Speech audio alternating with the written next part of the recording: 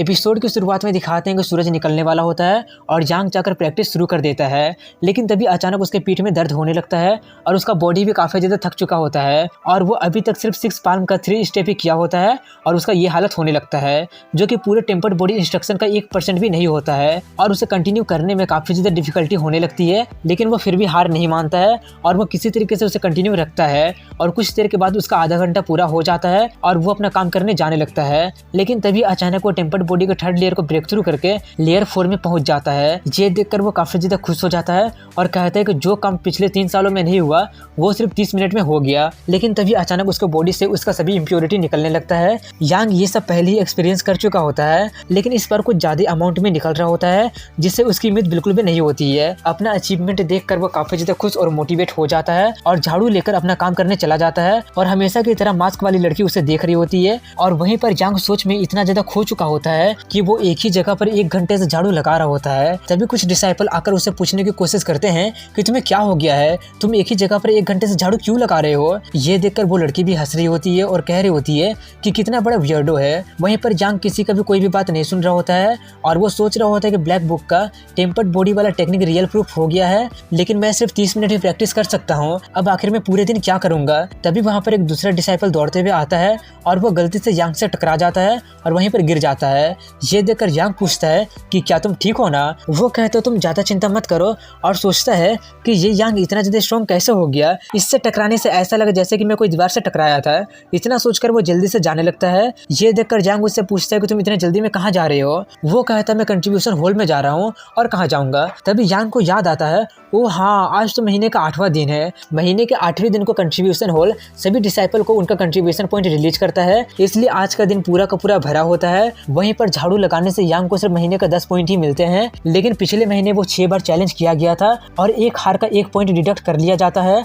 इसलिए अब उसे सिर्फ 4 पॉइंट ही मिलेगा। इसलिए वो ना जाकर झाड़ू लगाना ही बेहतर समझता है और जब पूरा का पूरा झमेला खत्म हो जाता है तब यांग सबसे लास्ट में जाता है। वहीं पर कंट्रीब्यूशन हॉल का मैनेजर जिसका नाम मेंग होता है वो वहीं पर सो रहा होता है और फनी फेस बना रहा होता है। ये देखकर यांग सोचता है पता नहीं ये बुढ़ा किस फीमेल डिसाइबल के बारे में सपना देख रहा होगा।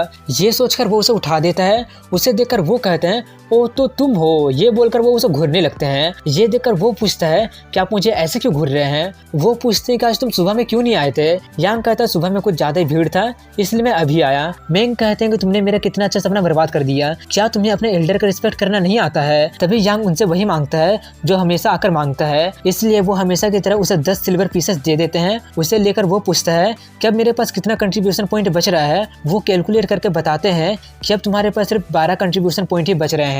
ये जानकर वो सोचते हैं कि इतना में तो कोई भी प्रीशियस हर्ब खरीदा नहीं जा सकता है। वो कहते हैं कि मुझे पता है कि तुम कुछ कंट्रीब्यूशन पॉइंट बचाकर टेम्पर्ड एसेंस फेटल खरीदना चाहते हो ताकि तुम उसका यूज करके अपना लेवल बढ़ा सको, लेकिन तुम और कितना दिन इंतजार करोगे। यांग कहता है मैं किसी तरीके से कर ही लूंगा। ये सुनकर वो कहते हैं कि तुम्हारे करंट स्पीड को देखकर मुझे नहीं लगता कि तुम मेरे मरने से पहले तुम सक्सेस हासिल कर पाओगे। यांग पूछता है लेकिन टेम्पर्ड एसेंस पेटल कहाँ से आता है और कोई उसे खरीदता क्यों नहीं है। वो कहते हैं क्योंकि वो मेरा ट्रेजर है और मेरे और तुम्हारे अलावा उसके बारे में किसी को भी नहीं पता है। हालांकि ये मेरा है, लेकिन जैसा कि मैंने तुमसे प्रॉमिस किया है कि मैं इसे कंट्रीब्यूशन पॉइंट के बदले ही एक्सचेंज करूंगा तो करूंगा। वो कहते हैं कि मैं उसे खरीदने के लिए इनफ कंट्रीब्यूशन पॉइंट जमा कर ही लूंगा। वो पूछते हैं कि मैंने सुना कि तुम कल फिर से हार गए थे। ये सुनकर वो जाने लगता है, इसलिए मैं उसे रोकते हुए कहते हैं कि तुम जा कहाँ रहे हो, मुझसे बातें करो। यांग रुक कर सोचता है इसमें बातें करने वाली कौन सी बात है, आप तो मुझे हमेशा हारा वो देखना चाहते हैं। तभी वो उससे कहते हैं तुम जहाँ से आए हो वहाँ वापस लौट जाओ। हाई हेवन पेविलियन यानी कि स्काई वर्ल्ड पेविलियन वो जगह नहीं है जहाँ से तुम बिलोंग करते हो। अगर तुम्हारा हालत ऐसे ही चलता रहा तो तुम एक ना एक दिन मारे जाओगे। यांग जाते हुए कहता है अब मेरे पास कोई जगह नहीं है वापस लौटने के लिए। और जब यांग वहाँ से चला जाता है तो मैन खुद से कहते हैं कि मेरे जैसे ओल्ड मैन के पास टेम्पर्ड एसेंस पेटल जैसा ट्रेजर कहाँ से आएगा। मैं बस तुम्हारी उम्मीद जिंदा रखने के लिए मैंने तुमसे झूठ बोला था। मैंने सोचा नहीं था कि तुम मुझ पर सच में विश्वास कर लोगे। वहीं पर यांग को दिखाते हैं जो कि सेक्ट के बाहर एक विलेज में जाता है और जाते हुए सोच रहा होता है कि मैं जब भी यहाँ पर आता हूँ हमेशा एंग्जिशियस और अनकंफर्टेबल फील करते रहता हूँ, लेकिन आज ऐसा नहीं हो रहा है। शायद ये सब उस गोल्डन बॉडी के कारण हो रहा होगा। तभी उसे उसी का सेक्ट का डिसाइपल 3 और लोगों के साथ दिख जाता है। उसे देखकर वो वहाँ से जाते हुए सोचता है कि ये गाँव सेक्ट के काफी ज्यादा करीब है, इसलिए इसे यहाँ पर देखना आम बात होगी। यही सब सोचते सोचते हुए एक चावल की दुकान में चला जाता है और वो वहाँ के एक रेगुलर कस्टमर होता है। उसे देखकर शॉपकीपर की वाइफ कहती है कि तुम महीने में एक ही बार चावल खरीदते हो, क्या इतना में तुम्हारा काम चल जाता है। वो कहता कहता है इतना ही मेरे लिए काफी होता है। तभी वो कहती है झूठ मत बोलो, देखो तो तुम कितना ज्यादा पतला होते जा रहे हो, इसका मतलब जरूर तुम पेट भर खाना नहीं खा रहे होगे। यांग कहता है मैं कभी कभी माउंटेन में जाकर शिकार करके मीट खा लेता हूँ। तभी उसके हस्बैंड कहते हैं कि जाकर वहाँ पर पड़ा हुआ पुराना चावल उसे दे दो।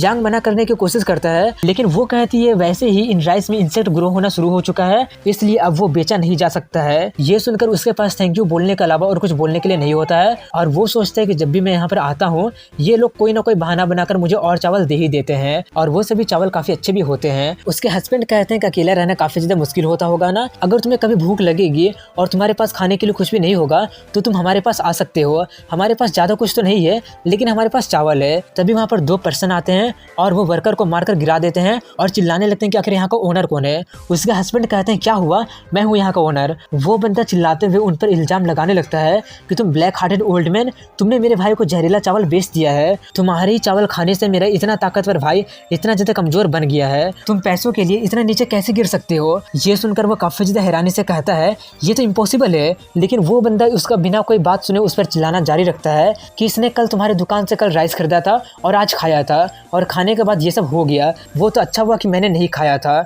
वो कहने की कोशिश करते हैं कि जरूर कुछ गलतफहमी हो गया होगा, लेकिन वो फिर से चिल्लाते हुए कहता है कि कोई भी गलतफहमी नहीं हुआ है, तुम्हारे चावल खाने से मेरे भाई का ये हालत हो गया है। तभी यांग कुछ कहने जाता है, लेकिन वो उसे रोक देते हैं और कहते हैं कि अगर मुझे लॉस झेलना भी पड़ेगा तो वो भी मैं मिस फॉर्चून को अवॉइड करना चाहूंगा। ये बोलकर वो उस बंदे से कहते हैं कि तुम्हारे भाई की हेल्थ को लेकर मैं सिर्फ इतना ही कहना चाहूंगा कि उसका ऐसा हालत मेरा चावल खाने से नहीं हुआ है, और अगर उसे इतना ही ज्यादा दर्द हो ही रहा है तो तुम्हें उसे जल्दी से डॉक्टर के पास लेकर जाना चाहिए, और अगर तुम्हारे पास पैसे नहीं है तो मैं पैसे भी देने के लिए तैयार हूँ। लेकिन वो फिर से चिल्लाते हुए कहता है कि ये तो अनएक्सेप्टेबल है, हम लोग अच्छे लोग हैं, हम लोगों ने कुछ भी गलत नहीं किया है और तुम यहाँ पर जहरीला चावल बेच रहे हो। ये सुनकर वो थोड़ा सा डरते हुए पूछते हैं कि अब तुम लोग मुझसे क्या चाहते हो। तभी वहाँ पर एक हाई हेवन पेविलियन यानी कि स्काई वर्ड पेविलियन का डिसाइपल आता है और उससे पूछता है कि आखिर यहाँ पर चल क्या रहा है। उसे देखकर यांग को याद आ जाता है कि ये तो वही बंदा है जो कि गली में इन लोगों के साथ मैंने इसे देखा था। ये देखकर यांग को उनका पूरा प्लान समझ में आ जाता है कि ये लोग उन्हें फंसाने की कोशिश कर रहे हैं। उसे देखकर वो बंदा कहता है कौन हो तुम और तुम्हें क्या चाहिए। स्काई वर्ड पेविलियन को दूसरा बंदा जिसका नाम सुमू होता है वो कहता है ये पॉइजन काफी ज्यादा खतरनाक लग रहा है। ये सुनकर वो बंदा कहता है हाँ मुझे पता है ये बहुत ही खतरनाक पॉइजन है, लेकिन हम लोग इसका ट्रीटमेंट करवाने के बजाय यहाँ पर आकर सबको इसका राज बताने आए हैं, इस इविल राइस बिजनेसमैन को एक्सपोज करने आए हैं ताकि ऐसा किसी के साथ भी ना हो। ये देखकर यांग पूछता है क्या आपने पहले किसी को ऑफेंड तो नहीं कर दिया था ना। वो कहता है मैंने कभी भी किसी को ऑफेंड नहीं किया है। ये सुनकर वो कहता है इसका मतलब आपका दुकान किसी को पैसा कमाने से तो रोक तो नहीं रहा है ना। वो कहता है ये तो बस एक छोटा सा हम्बल जॉब है, इसी से हम लोग सर्वाइव करते हैं, हम लोग कैसे किसी दूसरे को पैसा कमाने से रोक सकते हैं। ये सुनकर वो सोचता है ये काफी अजीब बात है, आखिर उन्हें चाहिए क्या। वहीं पर सुमो उस बंदे को इशारा कर देता है और इशारा करने के बाद वो उसे एक पंच मारने जाता है और प्लान के हिसाब से वो बंदा उसके पंच को डॉज कर जाता है और सुमो अपने प्लान को कंटिन्यू करते हुए कहता है कि पॉइजन होने के बावजूद भी तुमने मेरे पंच को डॉज कर दिया, मैं तो काफी इंप्रेस हो गया हूँ। ये देखकर सभी लोग कहने लगते हैं कि ये लोग तो चीटर है और सुमो का तारीफ करने लगते हैं। ये देखकर यांग सोचता है तो इसका मतलब ये बंदा खुद को हीरो बनाने के लिए ये सब नाटक कर रहा था। अगर मैं इन्हें कुछ देर पहले एक साथ नहीं देखा होता तो शायद मैं भी इन पर विश्वास कर लिया होता, लेकिन फिर भी खुद को हीरो बनाने के लिए इतना नाटक करने की क्या जरूरत थी। वहीं पर वो बंदा चिल्लाते हुए कहता कौन हो तुम और हमारे काम में टांग क्यों अड़ा रहे हो। सुमो कहता मैं स्काईवर्ड सेक्ट का सुमो हूँ। ये सुनकर वो बंदा कहता है तो तुम इसीलिए इतना ज्यादा टैलेंटेड हो,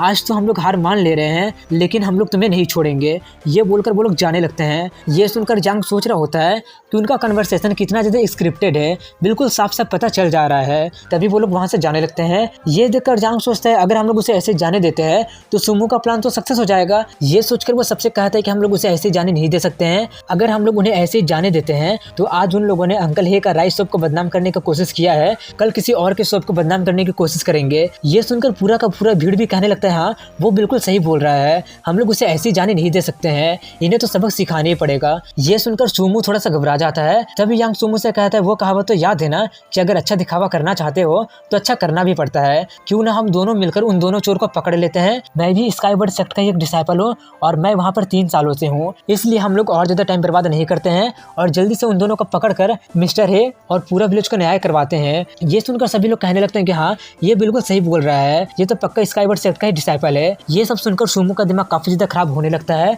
तभी यांग उसे लेकर जाते हुए कहता है जल्दी करो। वहीं पर सुमो उसके साथ जाते हुए सोच रहा होता है है कि ये तो मेरे हाथ से निकलता ही जा रहा है, मुझे जल्दी से चांस देकर उन्हें यहाँ से भगाना पड़ेगा। मिस्टर है पूरा भीड़ से कहते हैं कि शक्ल देखने के बजाय जल्दी से हम लोग भी उनका हाथ बटाते हैं। इसलिए सभी लोग जाकर उन दोनों को मिलकर धोकर रख देते हैं। वो दोनों बंदे सूमो से हेल्प मांगने की कोशिश करते हैं, लेकिन वो डांट कर कहता है कि मेरा नाम भी अपने मुंह से मत लेना। यांग कहता है पता नहीं ऐसा करके तुम लोगों ने कितने लोगों का लाइफ बर्बाद कर दिया होगा, क्यों ना एग्जाम्पल सेट करने के लिए इनमें से किसी एक को मार देते हैं ताकि कोई दोबारा ऐसा करने के बारे में सोचेगा भी नहीं। और यहीं पर इस एपिसोड की एंडिंग हो जाती है।